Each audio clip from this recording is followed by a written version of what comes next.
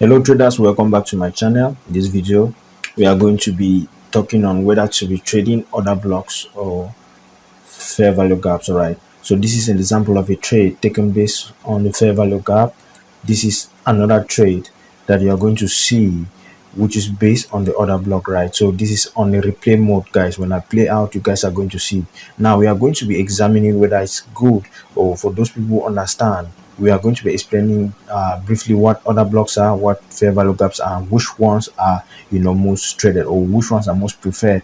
Remember, those are very important aspects of the smart money concept. So you want to watch this video to the end if you want to cache a strategy that you can use, and make sure to subscribe to this channel if this is your first time coming across my channel. So basically, when we talk about, first of all, what are fair value gaps, right?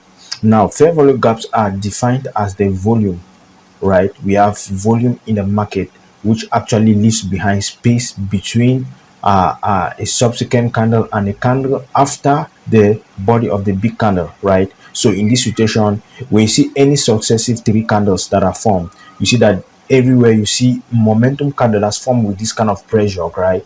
As you can see here, these kind of candles, then it always leave behind fair value gap. Now this fair value gap is the gap between the candle that was formed before, right, and then the candle after, right? The wicks of this candlestick, this space here is known as what? The fair value gap. And remember, this is an institutional move. This is when the banks come into the market to cause this kind of moves, right? Now when we talk about an order block simply what? There are footprints left by market when an impulsive move occur.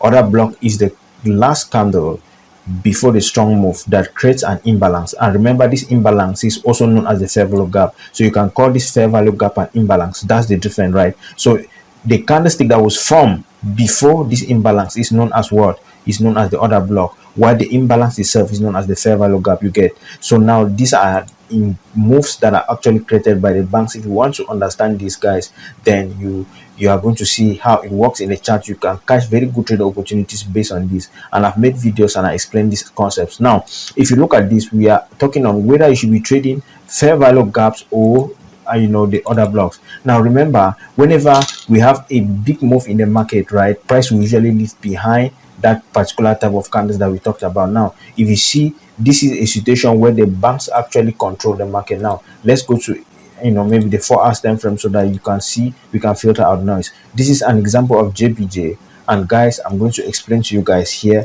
right? If you look at JPJ, you can see this candlestick, guys. This is the type of candlesticks we are talking about. Now if you look at it clearer, you are going to see that based on our definition, we said an order block is the candlestick that is formed before the imbalance, right? Why the imbalance here, which is also known as the fair value gap, is the space between the first candlestick and the other candlestick that was formed. So in this situation, we have this to be what? Imbalance, right? This is the imbalance. This is the space where we know as imbalance, while this candlestick here is known as what? The order block. Now based on our trading, now for those people who understand this concept, you will know that this is a move that is actually caused by the banks, right? It's the banks that usually move price like this, and whenever this happens, it is a psychological aspect where the banks execute like 60% of their trades or 50%, and then they'll always wait for price to come back at a lower price so that they can execute the remainder of their trades. And that's the reason why when price pulls back to another block, we usually take our buy trades. Now sometimes price will pull back to the other block, while sometimes price might not pull back to this other block. It might just end at the level of the fair value gap and continue. Now there are some people who buy based on the fair value gap, while others who prefer entering at what? The other block. Now you are going to see example of 2 trade scenarios, right? If you look at this, for instance, you are going to see that if you play out this, you realize that okay, after identifying this imbalance here, you are going to see that price actually moved down, right? For those people who were trading based on the fair value gap here, for instance, you see that if you identify this, now you are actually going to wait for what? Price to tap into this zone for you to be taking your trades, right? And now for someone entering based on this, if you go now to a smaller time frame, for instance, you are going to see that that would have already been a confirmation. This is already a confirmation. Look at this bullish engulfing candle that was formed. And now if you look at that both here, right, you are going to see that we had equal lows that were created here, leaving what liquidity here. For those people who understand this concept, right, you want to watch my complete videos to understand this. So you have liquidity here, right, and down here, what do you see? We see that price has come and is rejecting within this zone here. We have marked the imbalance. So we have a bullish engulfing candle that have engulfed many of this candle. Now some people will prefer what, going long here. Some people prefer going long here and then placing the stop loss below this zone here, and they want to be catching 1:2, 1:3, 1:4, whatever, right? While other people will be waiting for price to come back to this order block below here for them to be taking that trades. Now let's see what happened.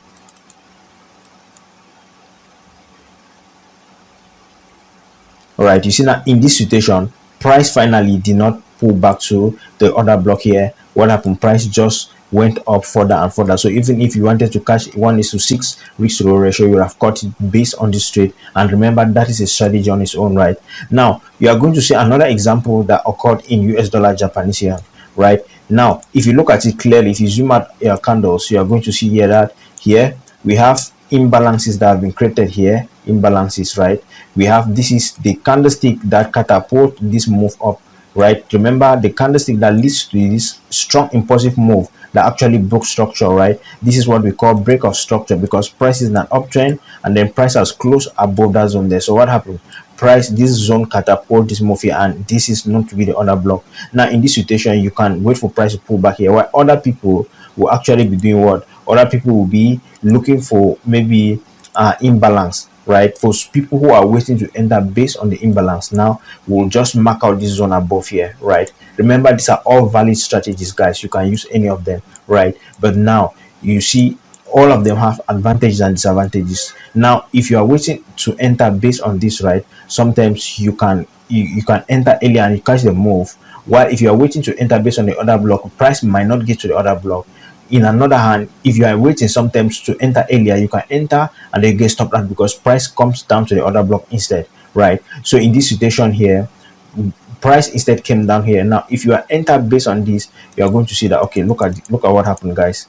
Price came to this other block here, I mean to this imbalance. Now if you entered based on this here, for instance, you place your entry here and then you have your stop loss, maybe drop to a smaller time frame to look for maybe a confirmation, maybe change of character or something, right? Here you would have seen that, okay, price came quite all right and then started respecting what the imbalance here, right? It started respecting the imbalance there, and you see now what happened. It went up a little bit, came down, and then stop us out, right? Now for someone who just placed their entries based on the order block here and they have your stop loss below here, right? You see now that what happened.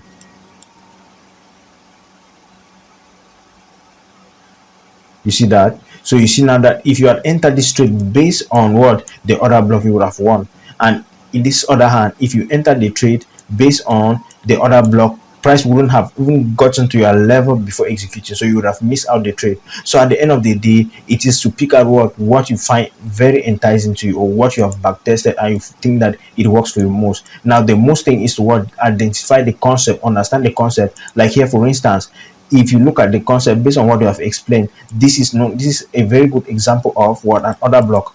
This is an order block here because we have what, a candlestick that created this big move here, and then we have what, now the imbalance, because the order block is created before the imbalance. That is where the banks actually executed their trade. It shows that this is the beginning of where they executed their trade. Only them can move price like this to create this kind of space, right? So when that happened, we want to mark it out, guys. Remember, this is an educational channel. We make sure that we teach you so that you understand the concept from the basics, understand why price does what it does. So now you see that the reason for order block is because this is the starting point to this big move. That is where the bank initiated their first entry, so they'll be waiting for price to pull back here. So now if you want to enter based on this, you will have to wait for price to pull back to this zone to enter. While if you are trading based on imbalance, sometimes you can wait for price to hit 50% of this imbalance, maybe you look for change of character confirmation, and then you are entering in smaller time frame. Guys, I've made videos and I've explained these things detailedly. I just wanted to bring out the difference between these two concepts here, right? You can watch my other videos to understand detailedly on this, guys.